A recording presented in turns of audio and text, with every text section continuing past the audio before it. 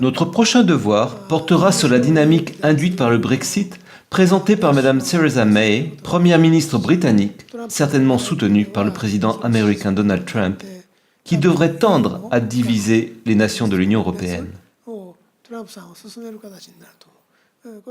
Et il n'y a guère qu'Angela Merkel, qui s'efforcera de contrer cette tendance de l'Allemagne en maintenant l'union des nations européennes. Nous assistons donc désormais à une lutte philosophique entre Trump et Merkel. Trump clame l'Amérique en premier, recherchant d'abord l'autonomie financière et le rétablissement de l'amour-propre de sa nation.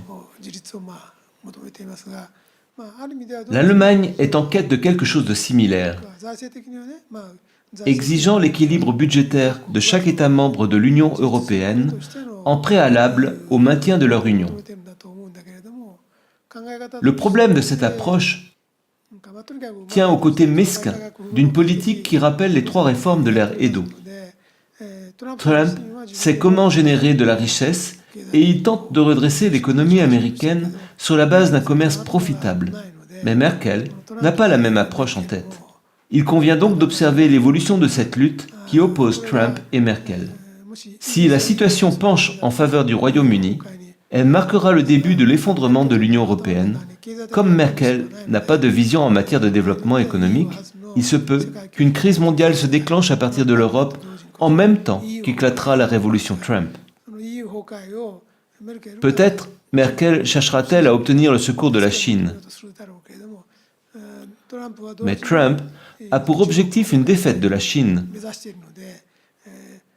Nous pourrions assister de la sorte au double effondrement de l'Union européenne et de la Chine. Dans les turbulences d'une crise mondiale, comment reprendre la barre en termes politiques et économiques? À moins de nous indiquer une quelconque direction, tandis que ces crises germent encore, Apicience perdrait certainement de sa raison d'être.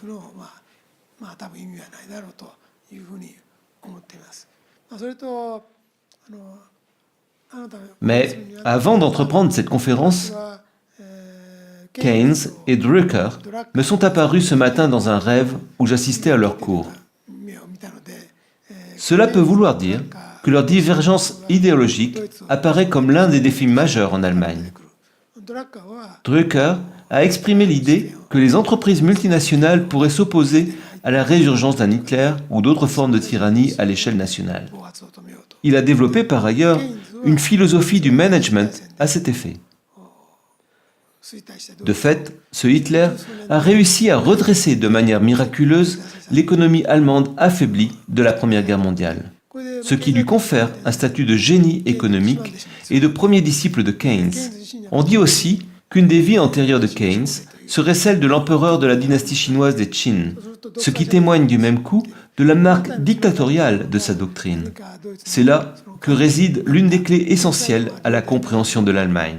Cette personnalité, apparue à travers Hitler, relève à la fois du génie économique et de ce qui fait un roi de l'enfer. Cela ne peut se comprendre qu'à l'aide de recherches approfondies sur les pensées de Keynes, d'Hitler et de Drucker. Voici donc les points que je vais à présent exploiter l'un après l'autre. Le défi qui en découle consiste à déterminer si Merkel sera en mesure de surmonter la crise économique de l'Europe et examiner ce qu'il convient de faire s'il n'y parvenait pas. Ce seront là les prochains points abordés par Apicience.